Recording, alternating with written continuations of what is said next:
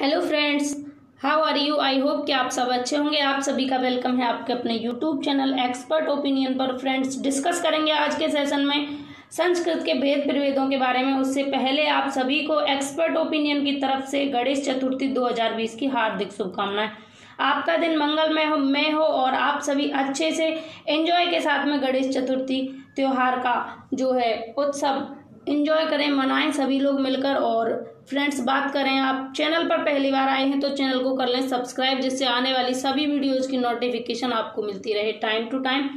And session आपको अगर अच्छा लगे तो आप लाइक कर दीजिएगा और ज़्यादा से ज़्यादा मित्रों के साथ शेयर करना, जिससे सभी लोगों को इसका लाभ मिल सके। और फ्रेंड्स, बात करें अगर फेसबुक की, तो आप हमें फेसबुक पेज पर भी फॉलो कर सकते हैं और टेलीग्राम चैनल से आप हमारे से जुड़ सकते हैं, जिससे आपको सभी सेशन की पीडीएफ फाइल फ्री में प्रोवाइड कराई जाएगी। और फ्रेंड्स, हमारे चैनल पर डेली करंट अफेयर पढ़ाया जाता है। पर डे सुबह 6 बजे वीडियो आ जाती है, तो आप करंट अफेयर की वीडियो भी यहाँ टेलीग्राम से प्राप्त कर सकते हैं। ठीक है, तो फ्रेंड्स, बात करेंगे आज संस्कृत के भेद प्रभेदों के बारे में। और ये फर्स्ट क्लास होगी आपके लिए संस्कृत की। और फ्रेंड्स, मैं आपसे बात करूं इसके बारे में, संस्कृत के भेद प्रभेद जो होते हैं, यहाँ से 4 से 5 नंबर का पूछा जाता है। आपका सुपर टेट हो या आपका सी टेट हो या फिर कोई भी एग्जाम हो, 3 से 4 नंबर आपके कंफर्म होते हैं। और सुपर टेट की बात करूं तो सुपर टेट में तो आपका 4 से 5 नंबर का यहाँ से पूछ ही लिया जाता है। अगर आपको ऐसा लगता हो कि नहीं ऐसा नहीं है, तो आप प्रीवियस पेपर उठाकर देख सकते हैं, या फिर आप जब एग्जाम हॉल में बैठेंगे तो आप ये बात महसूस करेंगे कि आपने यहाँ से जो भेद प्रभेद पढ़े वहां से आपके कितने नंबर का फंस गया। ठीक है, मेरी उम्मीद यही है कि आप सुपर टेट में 10 नंबर का संस्कृत अगर पढ़ोगे तो उसके लिए आपको 10 में से 10 यहाँ से मिले। मैं यहाँ पर 10 से 12 क्लास डिस्कस करूंगी। उन 10-12 क्लासों में वो इम्पोर्टेंट पॉइंट लेकर आऊंगी जो आपके सुपर टेट में पूछे जाते हैं। और बात करें अगर सी टेट की, तो सी टेट के लिए आपके ये यूजफुल है। सी टेट में भी यहाँ से 2 से 3 नंबर का पूछा जाता है, और सी टेट के लिए भी हम प्रैक्टिस भी डिस्कस करेंगे और बाकी जो टॉपिक्स हैं सी टेट में उनके बारे में भी डिस्कस करेंगे। ये फर्स्ट क्लास है संस्कृत की।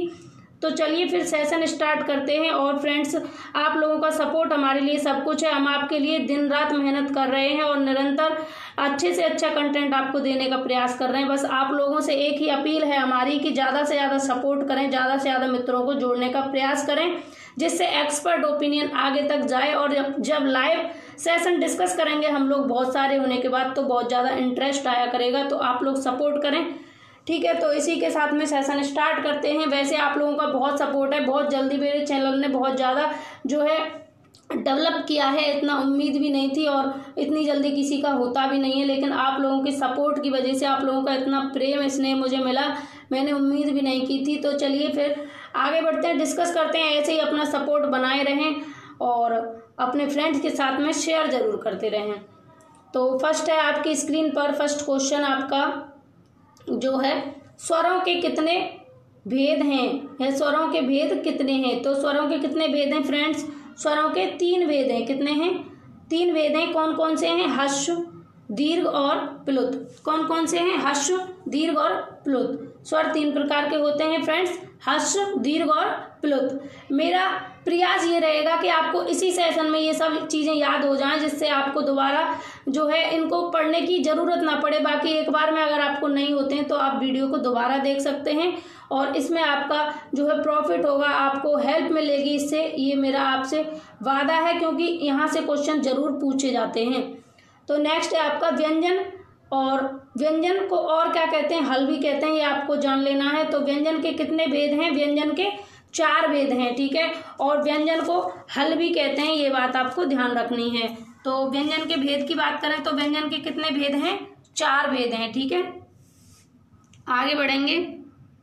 और फ्रेंड्स, यहाँ से एक पॉइंट है, ये व्यंजन की संख्या कितनी है? तो व्यंजन की संख्या कितनी है? 33 है व्यंजन की संख्या।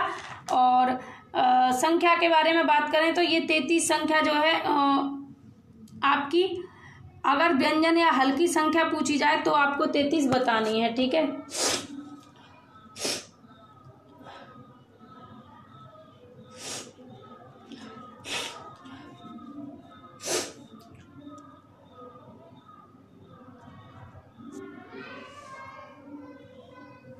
स्वरों के कितने भेद हैं?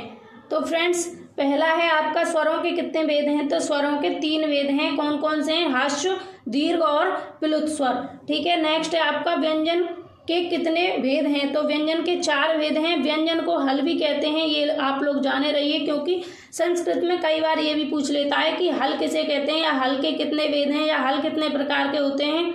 हल मतलब व्यंजन होगा, ये आपको ध्यान रखना है। और जो स्वर हैं आपके, इनको अच कहते हैं संस्कृत में। ठीक है। नेक्स्ट है व्यंजन की संख्या कितनी है, तो व्यंजन की कितनी संख्या है फ्रेंड्स, व्यंजन की संख्या 33 है। ठीक है। नेक्स्ट है आपका स्वर व्यंजन कितने प्रकार के होते हैं, तो स्पर्श व्यंजन कितने प्रकार के होते हैं, तो फ्रेंड्स स्पर्श व्यंजन जो होते हैं 25 होते हैं। ठीक है। कितने होते हैं, 25 होते हैं, प्रकार की बात नहीं हुई, कितने होते हैं, तो स्पर्श व्यंजन आपके 25 होते हैं। और ये 25 जो है 5 वर्गों में विभक्त होते हैं फ्रेंड्स। कितने वर्गों में, 5 वर्गों में विभक्त होते हैं।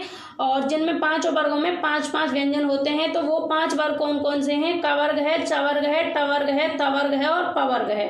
ठीक है। इन 5 वर्गों में 5-5 व्यंजन होते हैं। तो टोटल आपके व्यंजन कितने होते हैं, 25 व्यंजन होते हैं। ठीक है।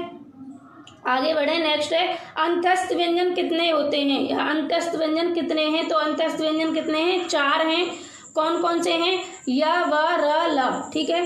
ऊष्ण व्यंजन की बात करें तो ऊष्ण व्यंजन आपके 4 हैं। कौन कौन से हैं, सा और हा। ठीक है। सा हा। आगे बढ़ें। और नेक्स्ट है संयुक्त व्यंजन कितने हैं। अब संयुक्त व्यंजन की बात आई, पहले आपके अंतस्थ, फिर ऊष्ण, फिर आप संयुक्त। और संयुक्त व्यंजन आपके 4 हैं। कौन कौन से होते हैं, ख्या, त्रा, ज्ञा और स्रा। ठीक है। नेक्स्ट है माहेश्वर सूत्रों की संख्या कितनी है, 14। ये आपके एग्जाम के लिए मोस्ट इंपॉर्टेंट क्वेश्चन है। और यहाँ से 2 बार सुपर टेट हुआ है यूपी में, और दोनों बार यहाँ से क्वेश्चन पूछा गया है। ठीक है। तो माहेश्वर सूत्रों की संख्या कितनी है, 14 है। ठीक। नेक्स्ट है प्रयत्न कितने प्रकार के होते हैं, तो प्रयत्न 2 प्रकार के होते हैं, अभ्यंतर प्रयत्न और बाह्य प्रयत्न। ठीक है। आ गया अभ्यंतर प्रयत्न कितने प्रकार के होते हैं, अभ्यंतर प्रयत्न 5 प्रकार के होते हैं। कितने प्रकार के होते हैं, 5 प्रकार के होते हैं। और ये 5 प्रकार कौन कौन से हैं, तो ये 5 प्रकार होते हैं आपके स्पृष्ट, ईसत स्पृष्ट, ईसत विवृत, विवृत और समृत। और नेक्स्ट है आपका बाह्य प्रयत्न कितने प्रकार के होते हैं, तो बाह्य प्रयत्न 11 प्रकार के होते हैं। ये कौन कौन से होते हैं, विवाह, संवार, श्वास, नाद, घोष, अघोष, अल्पण, मापण, उदात्त, अनुदात्त, स्वरित। ये 11 प्रकार के होते हैं। नेक्स्ट है आपका वचन कितने प्रकार के होते हैं, तो आपके वचन 3 प्रकार के होते हैं। वचन आपके एक वचन, द्विवचन और बहुवचन।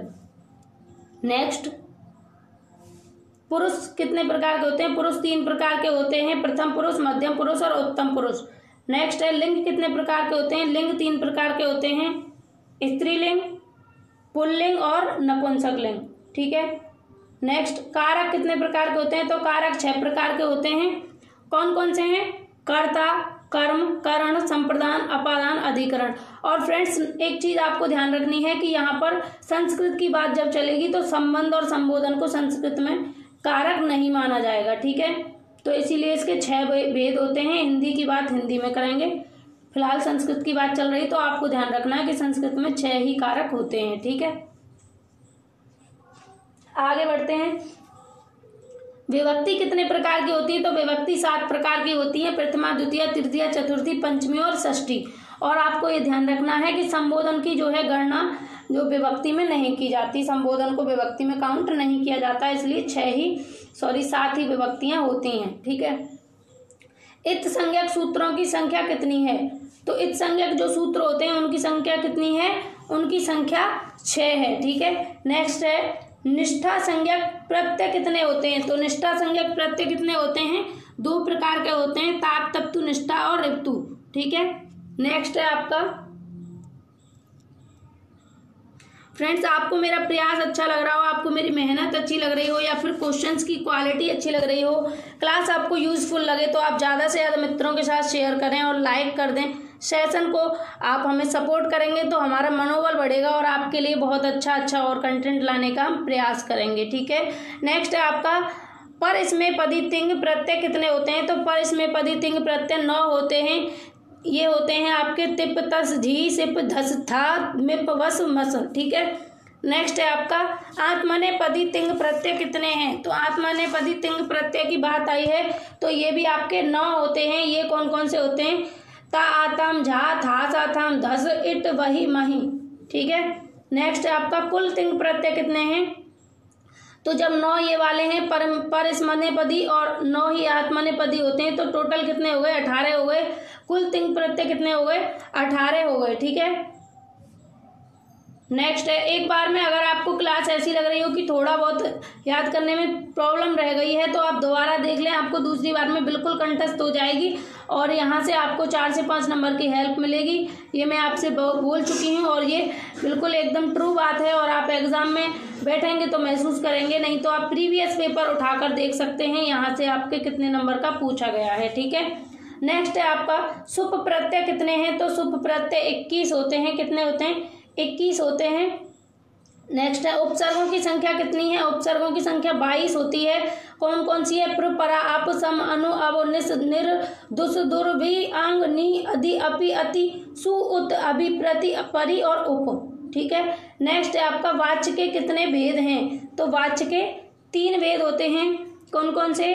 कर्तृवाच्य, कर्मवाच्य और भाववाच्य। ठीक है। आगे बढ़ते हैं। नेक्स्ट है आपके लिए समास के कितने भेद होते हैं। तो समास के 6 भेद होते हैं। ठीक है। समास के कितने भेद होते हैं? 6 भेद होते हैं। अव्ययी भाव समास, तत्पुरुष समास, कर्मधारय समास, द्विगु समास, बहुब्री समास और द्वंद्व समास। ठीक है। समासों से भी क्वेश्चंस आपके पूछे जाते हैं। समास को डिटेल में डिस्कस कर लेंगे और फ्रेंड्स डिस्कशन ऐसा कि आपको एक बार में ही सब क्लियर हो जाए। अगर समास भी हम पढ़ाएंगे आपके लिए तो उसमें भी आपको कोई कंफ्यूजन ना रहे, इस तरीके का डिस्कशन हम करेंगे आपके साथ। ठीक है। और ये भेद प्रभेद हैं और यहाँ पर ज़्यादा डिस्कशन की ज़रूरत नहीं क्योंकि आपसे क्वेश्चन ऐसे ही पूछा जाएगा जैसे यहाँ आपके सामने लिखा हुआ है। तो आपको बस ऐसे ही याद करना है इसको और बाकी जहाँ पर ज़रूरत पड़ रही है बताने की मैं आपको चीज़ें बताती जा रही हूँ। अगर आप पेन कॉपी लेकर बैठे हैं तो आप नोट कर सकते हैं। ठीक है। नेक्स्ट है आपका उच्चारण स्थानों की संख्या कितनी है। तो उच्चारण स्थानों की संख्या कितनी है? 8 है। कौन कौन सी है? आप नोट कर रहे हैं तो मैं थोड़ा स्लो बोल सकती हूँ। उच्चारण स्थानों की संख्या 8 होती है और है कंठ, सिर, जीवा मूल, दंत, नासिका, ओष्ठा, तालु। इसके लिए फ्रेंड्स एक सूत्र भी है। तो सूत्र क्या है आपका? अष्टो स्थानानि वर्णानाम उरय कंठा शिरस्थया जीव्या मूलम च दंतश्च नासिकोष्ठो च तालुका च। ठीक है। तो कौन कौन से हो गए आपके? एक आपका हो गया और कंठ, सिर, जीवामूली, दंत, नासिका, ओष्ठ और तालु। ठीक है। आगे चलते हैं। अलंकार कितने प्रकार के होते हैं। तो अलंकार 3 प्रकार के होते हैं। शब्दालंकार, अर्थालंकार और उभयालंकार। ठीक है। शब्दालंकारों में जो है शब्द से अलंकार को पहचाना जाता है। अर्थालंकार में अर्थ करके अलंकार को पहचाना जाता है। उभयालंकार में शब्द और अर्थ दोनों से पहचाना जाता है। जैसे आपके उपमा और रूपक जो अलंकार है वो आपके अर्थालंकार हैं और आपकी बात करें अनुप्रास की, आपके यमक की, तो ये शब्दालंकार हैं, शब्दों से पहचाने जाते हैं और उभय अलंकार दोनों से पहचाने जाते हैं। नेक्स्ट है गुण संज्ञक वर्णों की संख्या कितनी है। तो गुण संज्ञक वर्णों की संख्या कितनी है? 3 है फ्रेंड्स। और कौन कौन से हैं ये? आ, ए और ओ। गुण संज्ञा करने वाले कौन कौन से हैं? आ, ए और ओ। नेक्स्ट है आपका वृद्धि संज्ञक वर्णों की संख्या कितनी है।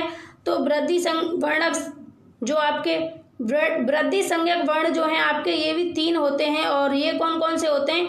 बड़ा आ, बड़ी ए और बड़ा ओ, यानी कि आ, आई और आउ, ये होते हैं वृद्धि संज्ञक। और इसका सूत्र होता है वृद्धि राधेच। क्या होता है?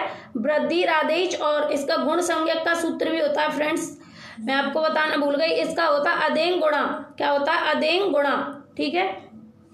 वृद्धि संज्ञक जो करने वाला सूत्र होता है वो अदेंग गुणा होता है और गुण संज्ञक करने वाला अदेंग गुणा होता है और वृद्धि करने वाला वृद्धि राधेच होता है। ठीक है। गुण संज्ञक करने वाला कौन सा होता है? अदेंग गुणा। और वृद्धि संज्ञक के लिए क्या है? वृद्धि राधेच। नेक्स्ट बात करते हैं लकारों की संख्या कितनी है। तो लकारों की संख्या कितनी है? 10 है। ठीक है। कितनी है? 10। आगे बढ़ेंगे। नेक्स्ट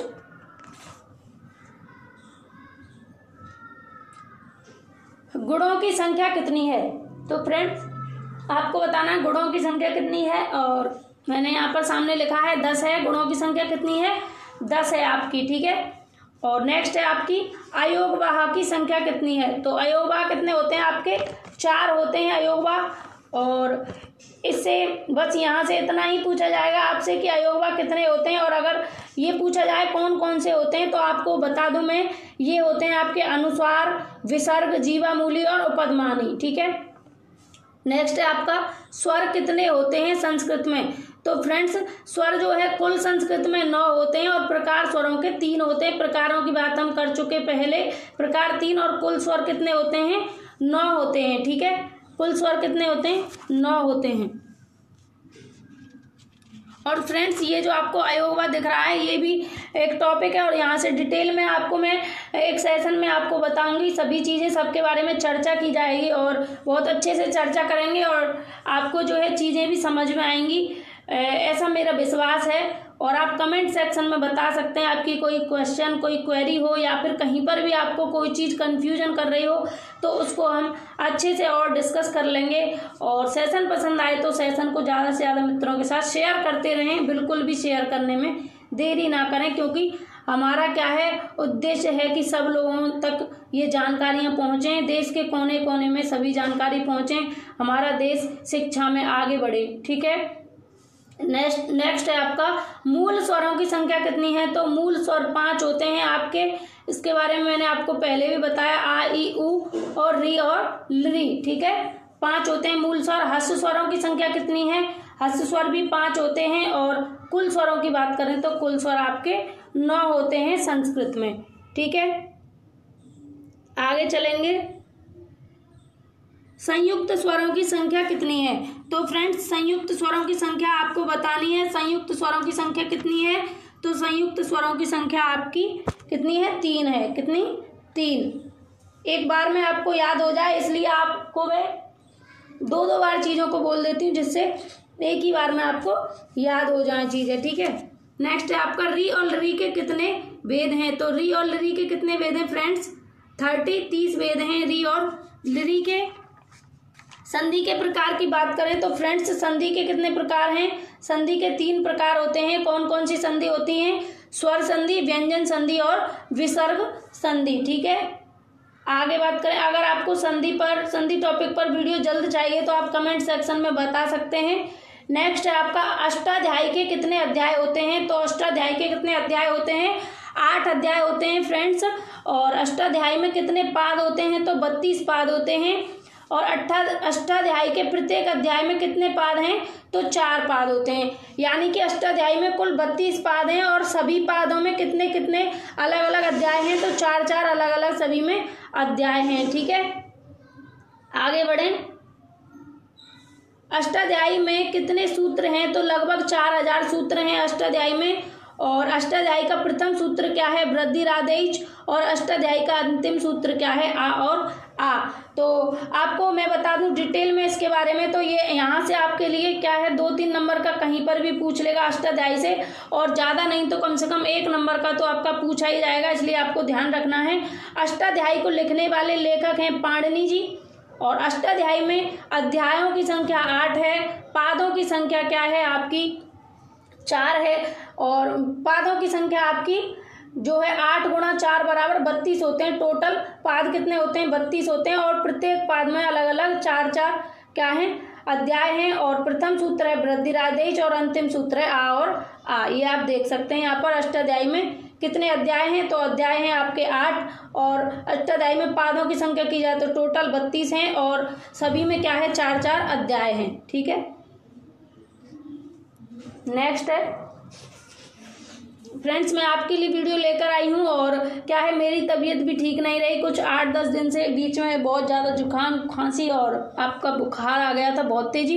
लेकिन मैं आपके लिए पर डे क्लास लेकर आती रही, क्योंकि मैं नहीं चाहती कि आपका बिल्कुल भी लॉस हो कहीं पर भी।